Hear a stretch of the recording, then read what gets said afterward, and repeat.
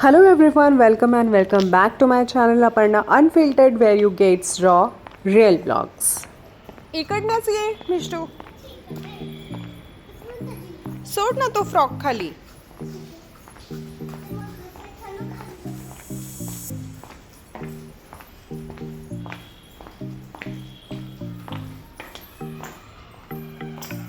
Okay, which floor?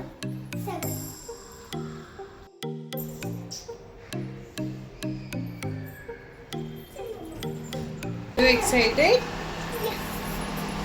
अच्छा, आम्ही आलोय मिष्टूच्या फ्रेंडकडे. हॅलो मिष्टू. Hello. हाय.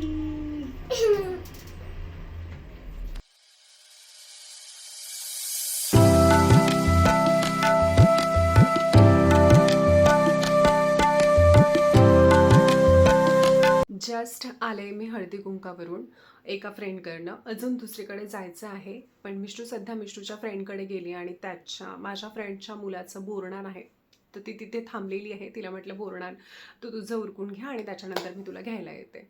असं तुम्हाला एक गोष्ट दाखवायची आहे. बँगल ऑर्गनायझरसाठी ना माझ्याकडे असं कुठलंच ऑर्गनायझर नव्हतं. मी अशा बॉक्सेसमध्ये माझ्या बँगल्स ठेवते. बँगल ऑर्गनायझर म्हणून माझ्याकडे हे दोनच आहे. तर ह्यामध्ये ना मी कुठे ट्रॅव्हलिंग केलं किंवा कशामध्ये घेऊन जायचं झालं तर ह्यामध्ये हे आहे एकतर कापडी. तर ह्याच्यावरती कुठलंही वेट वगैरे प्रेशर वगैरे आलं तर हे तुटण्याची मला नेहमीच भीती राहायची. आणि काचेचे ऑलमोस्ट बँगल्स आहेत माझ्याकडे, म्हणून मी हा बँगल ऑर्गनायझरसाठी हा स्टोरेज घेतलाय. सो याच्यामध्ये छानपैकी अशी जागा तर दिसतीये. प्लास्टिक जर म्हणाल तर खूप असं दणकट म्हणून नाही आहे, ठीक आहे, सो क्वालिटी आहे. बट मला एक हवाच होता आणि मला हा दिसला, तर त्यामुळे मी हा घेऊन आली. याला अशी छान लॉक सिस्टीम आहे आणि ह्याच्यामध्ये असे सेक्शन्स केलेले आहेत. तर हा 2 रिझन म्हणून पण घेतलेला आहे, म्हणजे आता फक्त माझेच बँगल्स नाही तर मिष्टूचे पण बँगल्स मला याच्यामध्ये ॲड करावे लागतात. तर मी हे म्हणून घेतलं की खालच्या साईडला आहे ना तिचे अगदी छोटे छोटे बँगल्स आहेत, तर ते टाकून दिले आणि वरच्या साईडला इथे प्रॉपर माझ्या बँगल्स हँग करून ठेवलेत. तर हा ऑर्गनायझर मला छान पद्धतीने ऑर्गनाइज ठेवायचा आहे, ऑर्गनाइज करायचा आहे आत्ता, तर म्हणून घेतला. किंवा तुम्ही कुठे जात असाल, ट्रॅव्हलिंग करत असाल, कुठल्या एखाद्या फंक्शनसाठी जात असाल, तर तुम्ही हे सेक्शन निघतात पण मुव्हेबल आहे, तर त्यामुळे तुम्हाला जर एवढ्याच बँगल्सच्या रॉड्सची नेसेसिटी असेल तर तुम्ही एवढे ठेवा. बाकीच्या सेक्शनमध्ये इथे तुम्ही तुमची ज्वेलरी ऑर्गनाइज करू शकता. तुमची आर्टिफिशियल ज्वेलरी वगैरे सगळं काही इथे येणार. आणि डेप्थ छान आहे बॉक्सची, तर त्यामुळे जागा भरपूर आहे. तर चला, हे ऑर्गनायझर आलं आहे, तर आता याला ऑर्गनाइज करायचंच होतं, तर म्हटलं की आधी तुमच्यासोबत शेअर करते. तुम्ही कुठल्या प्रकारचे ऑर्गनायझर यूज करता तुमच्या बँगल ऑर्गनायझरसाठी, बँगल ऑर्गनाइज ठेवण्यासाठी, तर मला प्लीज सांगा कुठले आहेत किंवा ऑनलाईन कुठले अवेलेबल आहेत. मला हे प्लॅस्टिकमध्ये दिसलं आणि ते मला ठीकठाकच वाटलं, म्हणून मग मी घेऊन घेतलं. कॉस्टिंग पण एवढं काय नाही, हे मला 180 रुपीजचं पडलेलं आहे. म्हटलं आता आपण कुठे पण जातो आणि युजली होतं माझ्यासोबत की मी साडीवरच्या बँगल्स वगैरे कॅरी करते, तर त्या कशामध्ये ठेवायच्या, तर आत्तापर्यंत तर हे जे माझ्याकडे ॲज इट इज आहे मी त्याच्यामध्येच न्यायची, किंवा मी मोस्टली अशा बॉक्सेसमध्ये वगैरे न्यायची.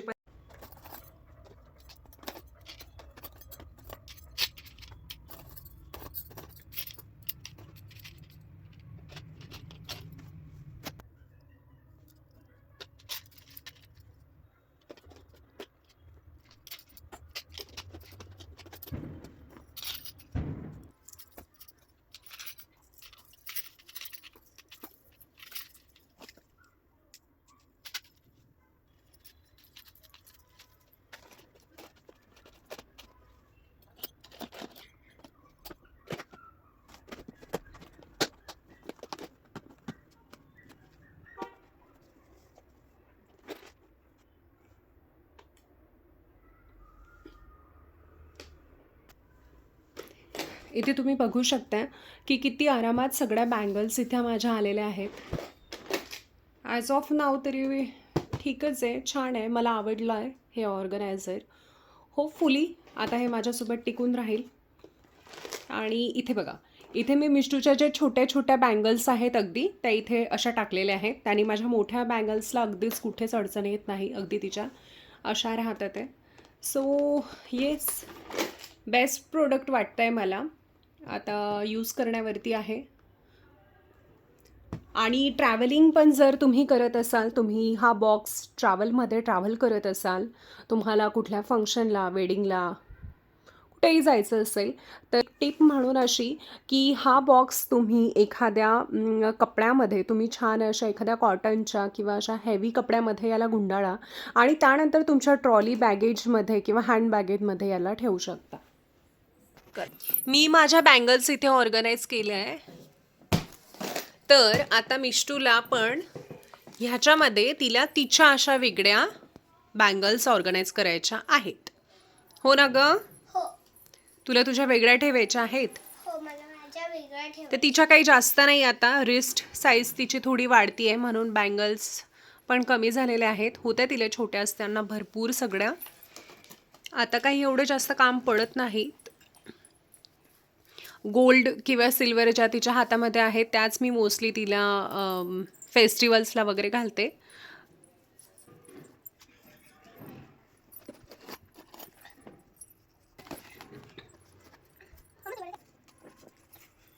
थोड्याशा सायकल याच्यामध्ये ठेवते मग अगदीच थोड्याशा घेऊन आता. आणि मग थोडीशा राहू दे. तू पण येऊ शकते का? ते पण ठेवू थोडे. हां ठेवू शकतेस. ठीक आहे. हे मला माझ्याला ठेवून दे. ते छान आहे.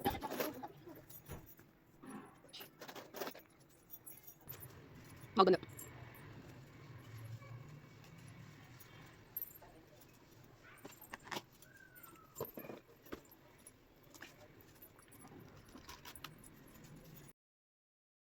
झालेत, संपलेत आता हळदी कुंकू. आज आहे रथसप्तमी, हळदी कुंकवाचा शेवटचा दिवस. सो रथसप्तमीपर्यंतच हळदी कुंकू हे केलं जातं.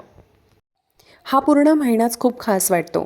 आज या मैत्रिणींकडे, उद्या त्या मैत्रिणीकडे, रोज कुठे ना कुठे भेटी होतात. गप्पा, हसू, वाण, सगळ्यांसोबत मिळून ना ती वेगळीच धमाल असते. आजकालच्या धावपळीच्या आयुष्यात असा वेळ फारच कमी मिळतो, जिथे सगळ्या मैत्रिणींसोबत बोलणं होतं, भेटणं होतं, निवांत गप्पा चालतात. चला, मी काय बनवते तर मी बेसन घालून केलेली शिमला मिर्च आज जेवणात बनवते. तर त्यासाठी बेसन हे छान मंद आचेवरती भाजून घ्यायचं आहे आधी. तुमच्यापैकी बरेच जण अशा प्रकारची शिमला मिर्च बनवतही असेल, पण जे बनवत नसेल ना, म्हणजे असं बेसन घालून, ते नक्की बनवून बघाल. खूप छान अशी रुचकर रेसिपी होते. इथे मात्र थोडं जास्ती लक्ष घालून बेसन भाजावं लागेल किंवा कारण बेसन करपतं हे लवकर.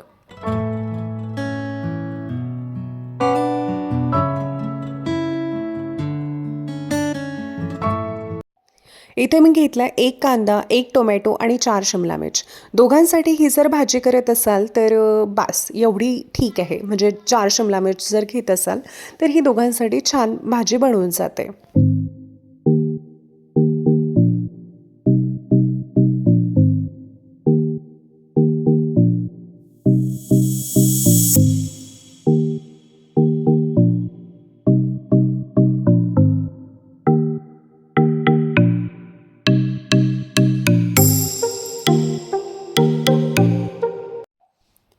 कढई गरम झाली की त्यामध्ये तेल टाकून थोडी मोहरी, जिरं, हिंग हे घाला.